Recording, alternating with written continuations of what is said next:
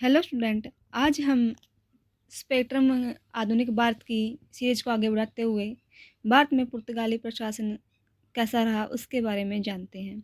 So guys start करते हैं। भारत में पुर्तगाली प्रशासन का मुखिया वायसराय था, जो 3 वर्षों के लिए सचिव के साथ और बाद के वर्षों में एक परिषद के साथ कार्य करता था। अब 1529 में वायसराय नीनो दी कुन्ना आता है। उसका कार्यकाल 1 वर्ष के पश्चात वह भारत में पुर्तगाली सरकार के मुख्यालय था उसको कोचीन से गोवा में शिफ्ट कर देता है। और गुजरात के बहादुर शाह ने मुगल शासक हुमायूं से अपने संघर्ष के दौरान पुर्तगालियों को 1534 में बेसन द्वीप सौंप कर उनसे मदद ली। जिस समय हुमायूं ने गुजरात पर आक्रमण किया तो बहादुर शाह ने बेसन द्वीप को पुर्तगालियों को सौंप दिया और उनसे उसके बदले में सहायता मांगी। पुर्तगालियों ने 1534 में बेसन द्वीप सौंप कर उनसे मदद ली। उन्हें द्वीप में बेस बनाने का वादा भी किया। जो नीनो दा कुन्ना था वह मुख्यालय के तौर पर हुगली के आसपास के क्षेत्र में क्या करना चाहता था, पुर्तगाली नागरिकों को वहाँ पर बसाकर एक स्थायी बस्ती बनाने चाहता था ताकि यहाँ पर जो पुर्तगालियों का प्रभाव अधिक सुदृढ़ हो सके। गुजरात के बहादुर शाह के साथ पुर्तगालियों के संबंध कैसे थे? बहादुर के पुर्तगालियों के संबंध उस समय बिगड़ गए जब 1536 में बहादुर जो हुमायूं था वो वापस चला गया। हुमायूं के वापस चलने के बाद जहाँ हुमायूं के वापस चलने के बाद गुजरात के बहादुर शाह के साथ पुर्तगालियों के संबंध, जब 1534 में हुमायूं ने गुजरात पर आक्रमण किया था उस टाइम में पुर्तगालियों की सहायता लेकर बहादुर शाह ने हुमायूं को पराजित करने की कोशिश की और उसको कुछ स्थान भी व्यापार करने के लिए पुर्तगालियों को दिए। लेकिन जब 1536 में हुमायूं चला गया तो बहादुर और वहाँ के निवासियों ने क्या किया, उस समय पुर्तगालियों के साथ संबंध बिगड़ने शुरू कर दिए क्योंकि शहर के निवासी ने पुर्तगालियों से लड़ना शुरू कर दिया और बहादुर शाह भी विश्व विभाजन की दीवार को खड़ा करना चाहते थे। इसका विरोध करते हुए पुर्तगालियों ने आपसी बातचीत शुरू की और वार्ता की प्रक्रिया के दौरान बहादुर को एक पुर्तगाली जहाज में बुलाया और मार दिया।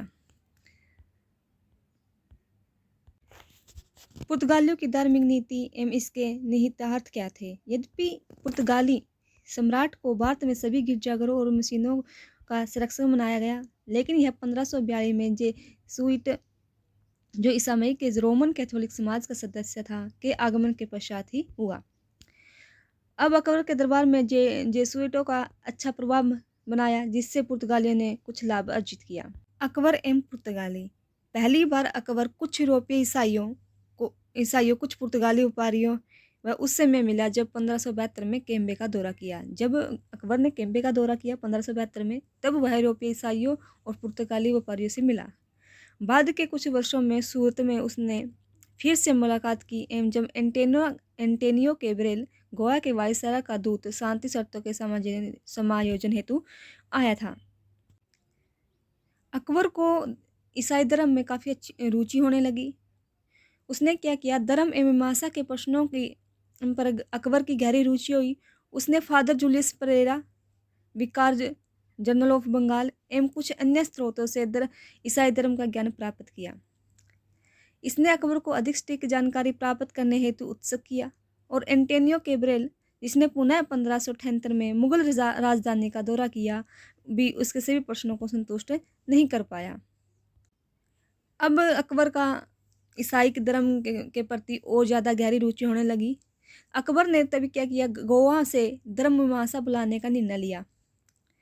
अकबर ने गोवा से धर्म मीमांसा बुलाने का निर्णय लिया तो शंकाओं का समाधान करने की स्थिति में हो, ताकि उसकी जो शंकाएं हैं ज्ञान के प्रति, ईसाई धर्म के प्रति, उसकी जिज्ञासा को शांत किया जा सके। इसके लिए अकबर ने सितंबर 1579 में गोवा में अधिकारियों को पत्र भेजकर 2 विद्वान पादरियों को भेजने का निवेदन किया। गोवा में चर्च के पदाधिकारी थे जो उत्साहपूर्वक इस निमंत्रण को स्वीकार कर लिया, क्योंकि वह इस शासक को और उसके साथ ही उसके दरबार वाले लोगों को ईसाई मत में परिवर्तित करने के अवसर को देख रहे थे।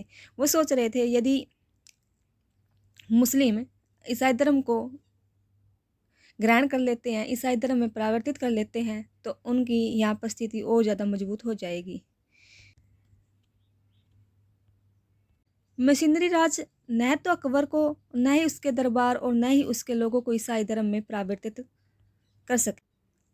अकबर और उसके पुत्र सलीम दोनों ने मेरी और ईसाई चीनों के प्रति तथाकथित आदरभाव प्रकट किया। यह स्पष्ट है कि पादरियों पर ध्यान देना धार्मिक उत्साह का परिणाम नहीं था, अपितु यह मुख्य रूप से पुर्तगाली सेना सहायता सुनिश्चित करने की इच्छा से निर्देशित हो रहा था। अकबर चाहता था कि वह ईसाइयों के पास यानी पुर्तगालियों के पास सहायता है, सैनिक सहायता है, वो उससे ले सके। सलीम भी इसी कारणवश से ईसाइयों के प्रति काफ़ी ज़्यादा, जबकि अकबर अपनी परेशानियों से उबरने के लिए पुर्तगाली बंदूकों को उधार लेने पर विचार कर रहा था। उसका बेटा अकबर के विरुद्ध विद्रोह पर ध्यान दे रहा था। इसी उद्देश्य के लिए पुर्तगाली सेना की मदद करने की योजना बना रहा था। अब सलीम चाहता था कि ईसाई उसकी मदद करे और वह अपने पिता के विरुद्ध विद्रोह कर सके। ईसाई धर्म उनके लिए महत्वपूर्ण नहीं था। सभी दिखावे या बहानों को छोड़ते हुए अकबर ने सैन्य सहायता की प्राप्ति हेतु 1601 में गोवा में एक अंतिम दूत भेजा। पुर्तगाली पदाधिकारियों ने शुरू से चलने वाली इस खेल को समझते हुए निर्ममतापूर्वक मना कर दिया। जब अकबर ने सैन्य सहायता के लिए दूत भेजा गोवा में, तो पुर्तगालियों ने इसको मना कर दिया, उसे कोई सहायता। अब राजकुमार सलीम जहांगीर के रूप में सिंहासन ग्रहण करता है, जिससे फादर के इस प्रकार उपेक्षा करके वह कभी नहीं जानता था कि मुसलमानों को शांत किया। धीरे धीरे हालांकि जेसुइट से इसका अस्थायी अलगाव दूर हो गया और 1606 में फिर से उसने समर्थन देना शुरू कर दिया। कुछ समय तक तो जहांगीर ईसाइयों से दूर रहा, लेकिन धीरे धीरे फिर से उसने उनको समर्थन देना स्टार्ट कर दिया। अब जहांगीर ने क्या किया, लाहौर में एक भव्य एवं विशाल चर्च को कॉलेजियम या पादरी आवास के साथ बनाए रखने की अनुमति दी और 1608 में आगरा में 20 दीक्षा स्थान आयोजित किए और पादरियों को पुर्तगाल जितनी ही कार्य करने की स्वतंत्रता दे दी। जितनी स्वतंत्रता उन्हें पुर्तगाल में थी व्यापार करने की, उतनी ही स्वतंत्रता उसने आगरा में यानी कि इंडिया में दी गई। अब जो पुर्तगाली थे वो अपने पूरे धार्मिक रीति रिवाज के साथ चर्च के जुलूसों को निकाल सकते थे और चर्च के जो खर्चे होते थे और धर्म से रिलेटेड जितने भी खर्चे होते थे वो सरकारी खजाने से उनसे सहायता की जाती थी। जहांगीर का व्यवहार इस प्रकार था कि जो जेसुइट पदारी उसे ईसाई मत में लाने के प्रति आश्वासन उठे थे। उसने गोल्ड एवं न्यू टेस्टामेंट तथा संतों के जीवन के धार्मिक विषयों के चित्रों के प्रति भी असाधारण रुचि दिखाई थी। आगरा में उसका सिंहासन बपतिस्मा दाता जॉन और अन्य संतों की पेंटिंग से घिरा रहता था और यह अफवाह फैल गई थी कि जहांगीर ईसाई बन गया है। पादरियों के पास भी इसका विश्वास करने के लिए पर्याप्त कारण थे कि वास्तव में ईसाई बनने में सफल होंगे। अब हर जगह यही अफवाह फैलने लगी थी कि जहांगीर ईसाई बन चुका है, क्योंकि उसके पास हर टाइम ईसाई पादरियाँ से वो घिरा रहता था, उनकी पेंटिंग से घिरा रहता था, जिसके लिए यही काफ़ी था कि अब जो जहांगीर का रुझान है वो ईसाई धर्म के प्रति कुछ ज़्यादा ही बढ़ गया है। उसके बाद आता है 1608 में कैप्टन विलियम्स हॉकिंस। 1608 में कैप्टन विलियम हॉकिंस सूरत आता है। वह अपने साथ भारत में व्यापार की अनुमति हेतु इंग्लैंड के जेम्स प्रथम का जहांगीर के नाम एक प्रार्थना पत्र लेकर आता है। फादर पिन्हेरो और पुर्तगाली अधिकारियों ने मुगल दरबार में हॉकिंस को पूछने से रोकने के लिए प्रयत्न किया, लेकिन वो सफल नहीं हुए। जो पुर्तगाली अधिकारी नहीं चाहते थे कि कोई भी अंग्रेज मुगल दरबार में आए, लेकिन वह उसे रोक नहीं सके और जहांगीर ने हॉकिंस द्वारा लाए गए उपहारों जिनकी कीमत कितनी 25,000 सोने के सिक्के के समान थी, स्वीकार किया और हॉकिंस से वेद आत्म स्वागत किया। जो हॉकिंस था यह तुर्की भाषा का बहुत अच्छा ज्ञाता था। उसने जहांगीर के साथ प्रत्यक्ष संवाद किया, जिससे जहांगीर काफ़ी खुश हुआ और हॉकिंस से खुश होकर जहांगीर ने क्या किया, 30,000 के वेतन पर 40 मनसबदार नियुक्त किए। हॉकिंस ने आर्मेनियन ईसाई मुबारक शाह की बेटी से भी विवाह कर लिया। जब जहांगीर हॉकिंस को काफ़ी अच्छी सुविधा प्रदान करता है तो पुर्तगालियों को ये चीज़ अच्छी नहीं लगती। पुर्तगाली गोवा के वायसराय डॉन मेडोसा ने पुर्तगाली एकाधिकार के वाणिज्यिक क्षेत्र का अतिक्रमण माना और इसलिए उसे शत्रुतापूर्वक कार्रवाई की। अब वो चाहता था कि वो नहीं जो गोवा का वायसराय था नहीं चाहता था कि जहांगीर अंग्रेजों को सुविधाएं व्यापारी सुविधा दे, क्योंकि वह सिर्फ अपना एकाधिकार ही रखना चाहता था। भारत में पुर्तगालियों को जहांगीर के साथ युद्ध की स्थिति को देखते हुए मेडोसा ने मुगल दूत मुकारब खान से मिलने से मना कर दिया। उतावलेपन में उठाए गए इस कदम ने पुर्तगाली व्यापारियों एवं उनके व्यापार को भेद प्रभावित किया और जहांगीर ने पुर्तगालियों को दी जाने वाली छूट भी रोक दी। अब क्या किया जहांगीर, जब जहांगीर के जो दूत था मुकारब खान से मिलने से जो पुर्तगाली वायसराय था उसने मना कर दिया। पुर्तगाली क्यों रूस थे जहांगीर से? क्योंकि उसने अंग्रेजों को व्यापार में काफ़ी सुविधा दे दी। वे नहीं चाहते थे कि अंग्रेजों को सुविधा मिले, क्योंकि वे वाणिज्य पर एकाधिकार प्राप्त करना चाहते थे।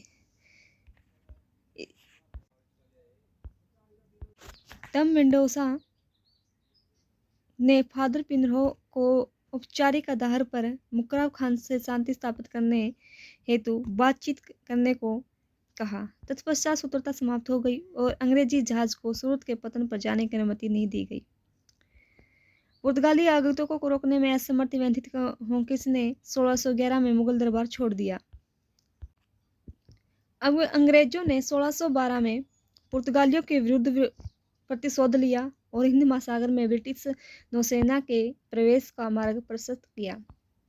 वर्ष नवंबर में अंग्रेजी जहाज ड्रैगन ने एक छोटे जहाज ओसियंडर सहित कैप्टन बेस्ट के नेतृत्व में पुर्तगाली जहाजी बेड़े के साथ सफलतापूर्वक युद्ध किया। अंग्रेजों ने पुर्तगालियों से युद्ध किया और पुर्तगालियों को पिछाड़ा तो जहांगीर ने काफ़ी अच्छा लगा। जहांगीर उसकी जिसके पास अच्छी सेना नहीं थी और अंग्रेजों की सफलता से बेहद ही प्रभावित हुआ। उन्हें पुर्तगालियों ने अपने बचकानी हरकतों से जहांगीर को अप्रसन्न कर दिया। बीएम स्मिथ के अनुसार पुर्तगालियों ने मुगल सरकार की नौसैनिक कमजोरी के चलते 4 इंपीरियल जहाज़ों को जब्त कर लिया और कई मुसलमानों को बंदी बनाकर उसका सामान को लूट लिया। जो बीएम स्मिथ थे उसने कहा कि जो पुर्तगाली थे उन्हें पता था कि जहांगीर के पास कोई नौसेना नहीं है। उसके 4 इंपीरियल जहाज़ों को जब्त किया और मुसलमानों को बंदी बना लिया और उसके सामान को लूटपाट मचा दी उन्होंने। जहांगीर की माँ जहांगीर की माँ का इस सामान में गहरी रुचि थी, जिससे कि उनको करोड़ों की चपत लग चुकी थी। मूसा जहांगीर ने मुकारब खान को, जो उस समय सूरत का प्रभारी था, पुर्तगालियों से अस्थि की वसूलने का आदेश दिया।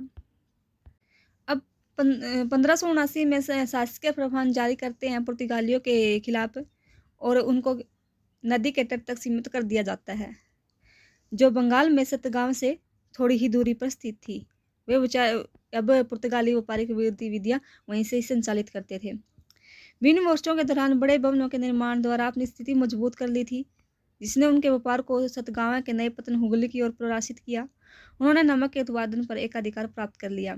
अब क्या किया, जहांगीर ने फरमान जारी किया और पुर्तगालियों का जो भी व्यापार था, व्यापारी गतिविधियां थी, वो नदी के तट तक ही सीमित कर दी। अब ये हुगली के जो क्षेत्र था, सतनामा के आसपास का क्षेत्र था, वहीं से अपने व्यापार को संचालित करते थे।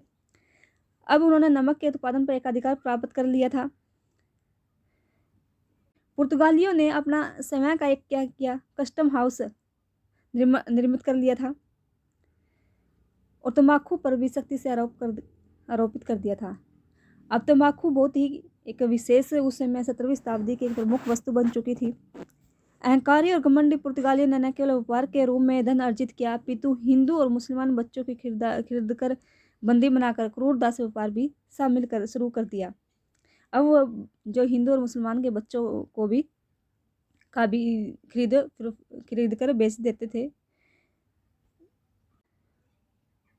अब 24 जून 1632 को हुगली पर पुर्तगालियों के कब्जे को 3 महीने पश्चात समाप्त कर दिया गया। गंगा के किनारे खुले मैदानों में स्थित हुगली सभी तरफ से खुला था। यहाँ पर कोई किला नहीं था, ना ही कोई दीवार थी और ना ही कोई परकोटा था। मात्र यह कीचड़ का एक पुस्ता था जो ज़्यादा महत्व का नहीं था। वारूद नौहैन से पुर्तगाली कौशल से भयभीत कासिम खान को 1.5 लाख सेना के साथ पुर्तगाली बस्ती पर हमला करने को कहा गया। ठीक 3 महीने तक, लगभग 24 सितंबर तक सैन्य दुर्ग के 300 पुर्तगाली और 600 निवासी ईसाई सैनिक सामना करते रहे और इसके पश्चात वे भाग खड़े हुए। 3 महीने तक तो पुर्तगाली सेना और ईसाइयों ने उनका सामना किया, लेकिन इतनी बड़ी सेना के सामने वो कैसे रुक सकते थे, और वो 3 महीने के बाद भाग खड़े हुए। अधिकतर जहाज खो गए, लेकिन कुछ किसी प्रकार सागर द्वीप तक पहुंचने में काम हो गए, लेकिन वह व्याप्त महामारी से अधिकतर जिंदा बचे लोग थे वो मर गए। जो इस युद्ध से बचे थे वहाँ पर महामारी फैल गई और वे मर गए। मुगल के 1000 जो लोग थे वो मारे गए, लेकिन उन्होंने 400 लोगों को बंदी बनाया। मुगल सैनिक थे, 1000 मुगल सैनिक मारे गए और वो 400 लोगों को बंदी बना लिया और आगरा में लाया गया। उन्हें बंदियों को इस्लाम धर्म अपनाने या दास्ता स्वीकार करने का विकल्प दिया गया। ईसाइयों का अत्याचार कुछ समय तक जारी रहा, उसके बाद यह धीरे धीरे खत्म हो गया। पुर्तगालियों का पतन कैसे हुआ? 17वीं शताब्दी के प्रथम दशक में पूरब में स्थापित पुर्तगाली साम्राज्य लगभग समाप्त हो चुका था और इनका स्थान डच और अंग्रेजों ने ले लिया था। इसके कई कारण थे। क्या थे? 1580 में पुर्तगाली स्पेन के राजा के साथ जुड़ गया। जो पुर्तगाल था वो स्पेन के राजा के साथ जुड़ गया और स्पेन के राजा के साथ इसका पतन भी हो गया। जब स्पेन के राजा का साथ पतन हुआ तो इनका भी साथ पतन हो गया। और 1588 में नौसैनिक युद्ध में अंग्रेज ने स्पेन की करारी शिकस्त दी, जिसके बाद स्पेन की नौसैनिक शक्ति क्या होगी? क्षीण हो गई। पुर्तगालियों के अंदरूनी मामले में उनकी शक्ति बहुत ही कमजोर थी। पुर्तगालियों के अंदर जो अंदरूनी मामलों में उनकी शक्ति बहुत ही ज़्यादा कमजोर थी, जिस कारण इनके पतन का। समाज में कुलीन वर्ग का प्रभुत्व था। व्यापारियों का इतना सामाजिक प्रभाव नहीं था कि वे राज्यों को अपनी हितों की पूर्ति के लिए प्रभावित कर सके। पुर्तगाल में सम्राट का जो शासक था वो निरंकुश था। धर्म के मामले में पुर्तगाली सहिष्णु एवं धर्मार्थ थे। कई स्थानों पर उन्होंने लोगों से जबरन धर्म परिवर्तन करवाया था। फितोरिया के बारे में हम पहले पढ़ चुके हैं। फितोरिया एकमात्र व्यापारिक अड्डा था जिसे क्षेत्रीय राज्य के रूप में बदलने की राजनीतिक इच्छा प्रकट नहीं की गई। पुर्तगालियों ने सेवा को एक अधिकार व्यापार के मुनाफे तक सीमित रखा। उनका नियंत्रण कुछ जैसे कि उत्तरी अफ्रीका, दीव, दमन, गोवा, तिमोर और मकाओ तक ही सीमित रह गया। भारतीय शासकों एवं जनता के प्रति धार्मिक असहिष्णुता थी। डकैती और लूटमार को अपनी नीति का भाग बनाया था उन्होंने डच और अन्य यूरोपीय जो व्यापारिक शक्तियों से संघर्ष करना पड़ा। वास्तव में पुर्तगाली आर्थिक और राजनीतिक रूप से दूसरी पश्चिमी शक्तियों से प्रतिस्पर्धा करने में अक्षम थे और जो डच आए और अंग्रेज आए उनसे प्रतिस्पर्धा नहीं कर सकते थे। ब्राजील की खोज के बाद भारत की ओर ध्यान इनका कम हो गया था। पुर्तगाल में उनके उद्योग धंधे अधिक विकसित नहीं थे और वे वितरक के रूप में व्यापार करते रहे। पुर्तगाली व्यापारियों पर पुर्तगाली राजा का अत्यधिक नियंत्रण था। यहाँ तक था हमारा पुर्तगालियों के बारे में, उनका पतन कैसे आए, कैसे उन्हें अपना धर्म और व्यापार आगे बढ़ाया और इसका पतन कैसे हुआ। अगली वीडियो में हम डचों के आगमन के बारे में पढ़ेंगे।